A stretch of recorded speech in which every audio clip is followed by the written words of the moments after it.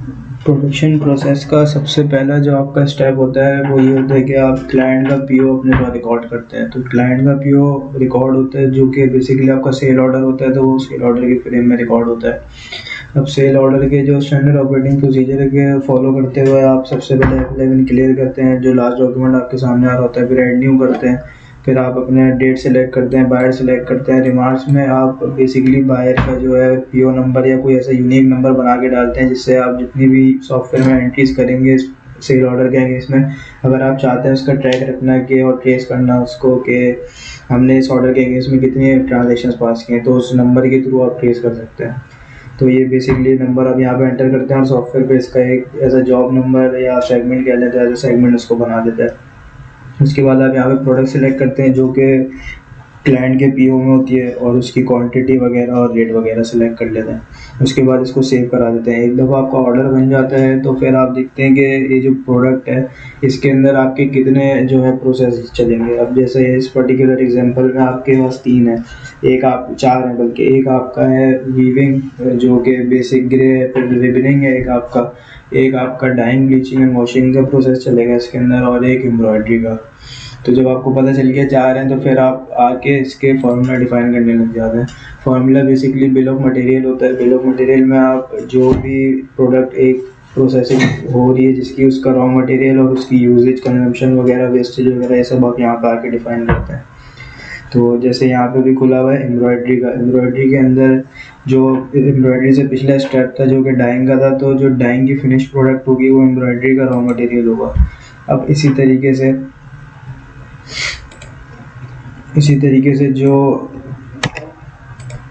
Embroidery का raw material dying है, अब डाइंग वाली हम प्रोडक्ट खोलेंगे तो डाइंग के अंदर भी रॉ मटेरियल जो होगा वो उससे पिछला जो स्टेप है उसकी फिनिश प्रोडक्ट का होगा जो कि ग्रे का है।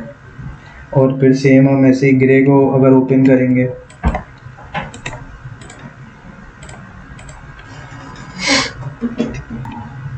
तो ग्रे के पीछे जो है आपका सारा जो यान और कंजम्पशन होती है यान की वो होता है।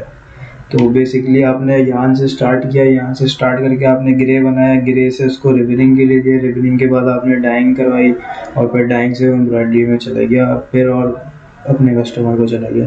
अब वन आफ्टर के आपने ये बना दिया है प्रोडक्शन फार्मूला, इसके बाद आप बनाते हैं रेक्विजिशंस। आप रेक्विजिशन जनरेट करते हैं, अपने डिफरेंट डिपार्टमेंट्स को भेज देते हैं प्रोडक्शन के कि ये ऑर्डर आया है और अब हमें इसके अगेंस्ट में ये वर्किंग आपने करनी है। तो रिक्विजिशन आपके पास जितने भी आपके प्रोसेसेस हैं उन सबकी अलग अलग बनेगी।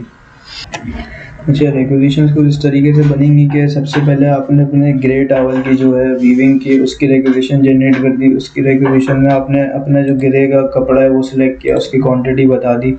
तो सॉफ्टवेयर खुद ही जो है इसके पीछे कितना रॉ मटेरियल कंज्यूम होना है उसकी क्वांटिटी कैलकुलेट कर देता है, क्योंकि हमने डिफाइन किया हुआ है फार्मूले के पीछे कि इसके अंदर कौन कौन से रॉ मटेरियल यूज़ होंगे और वो कितनी कितनी इनकी कंजम्पशन और वेस्टेजेस हैं, तो उसके हिसाब से वो सारी कैलकुलेशन करके आपको दे देता है। उसके बाद फिर आप सेम इसी तरीके से ग्रे की जो उसका नेक्स्ट स्टेप है ग्रे रिबन, उसकी रिक्विजिशन आप जनरेट करते हैं।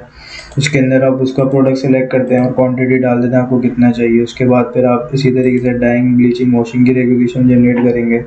उसके अंदर भी आप डिफाइन कर दें कितनी क्वांटिटी आपको चाहिए, और फिर लास्ट में आपका जो आखिरी प्रोसेस है एम्ब्रॉयडरी का इन दिस एग्जांपल, तो उसकी भी आप आके यहाँ से रिक्विजिशन जनरेट कर देंगे कितनी क्वांटिटी में आपको चाहिए।